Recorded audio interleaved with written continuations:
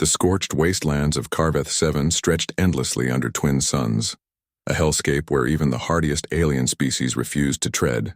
Yet there Florence stood, her environmental suit's cooling system whirring desperately against the 180-degree heat, scanning the cracked earth for any sign of the rare iridium deposits her mining company had sent her to find. Hunter watched from the shuttle's cockpit, monitoring her vital signs with growing concern. "Florence, your core temp is rising. You've got maybe 20 minutes before we need to pull you back." "Just 10 more minutes," she replied, her voice crackling through the comm. "The scanner's picking up something big just over this ridge." What she found wasn't iridium.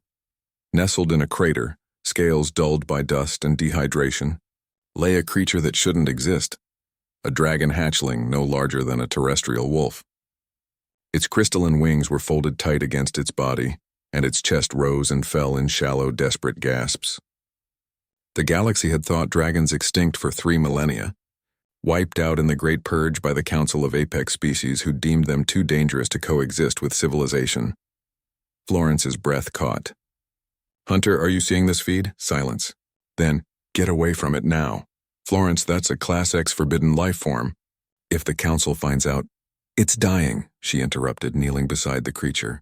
Its eyes, ancient amber orbs that seemed far too knowing for something so young, tracked her movement. There was intelligence there, and more heartbreakingly, there was hope. The hatchling's mouth hung open, its forked tongue cracked and bleeding. Around its neck, barely visible beneath the scales, was the faint outline of a suppression collar, Council technology designed to prevent dragons from accessing their legendary fire breath and telepathic abilities. Someone had kept this creature captive, then abandoned it here to die. Hunter's voice grew urgent. "Florence, I'm reading multiple ships entering the system. Probably Council enforcement. We need to leave now." Every protocol, every law, every shred of common sense told her to walk away. Harboring a dragon meant immediate execution, not just for her but for anyone who'd helped her. Earth had only been part of the Galactic Council for 40 years.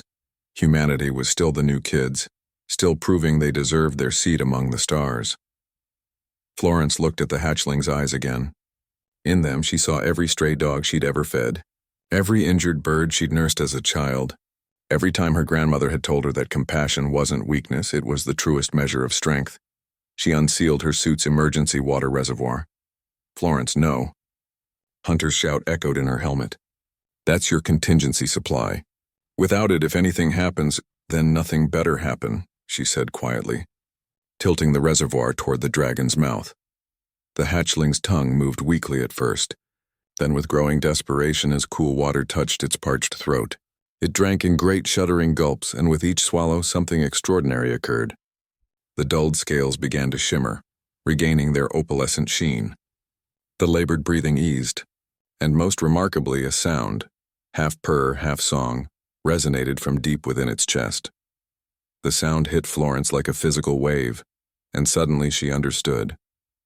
Not words exactly, but feelings, images, gratitude deeper than any language could express. The hatchling was telepathic even through the suppression collar, and it was thanking her with every fiber of its being. "Hunter, prep the cargo bay. We're bringing a passenger. Are you insane?" "They'll kill us both!" Florence lifted the hatchling, surprised by how light it was, how fragile despite the legendary strength of its species. "Probably. But I didn't come all the way to the stars just to become the kind of person who walks past someone dying of thirst." The flight back to the station was tense. Hunter had managed to mask their shuttle's signature temporarily, but 3 Council enforcement vessels were conducting a grid search of the system. The dragon. Florence had started thinking of it as Ember, though she knew naming it was dangerous, remained curled in her lap, its breathing steadier now, its eyes never leaving her face. "Why?" Hunter asked finally, his hands tight on the controls. "Why risk everything?" Florence thought about Earth's history, about every genocide her species had committed and survived. Every time humans had been told they were too violent, too primitive, too emotional to join the galactic community. She thought about the stories of humans in the old wars, how they were the only species that would charge into fire to save wounded enemies, that would share their last rations with prisoners, that saw sapience and chose compassion over convenience. Because 3,000 years ago, someone decided dragons were too dangerous to live. They didn't ask the dragons. They didn't try to understand them. They just exterminated them. Billions of them. She stroked Ember's scales gently, and everyone said it was necessary, that it was for the greater good.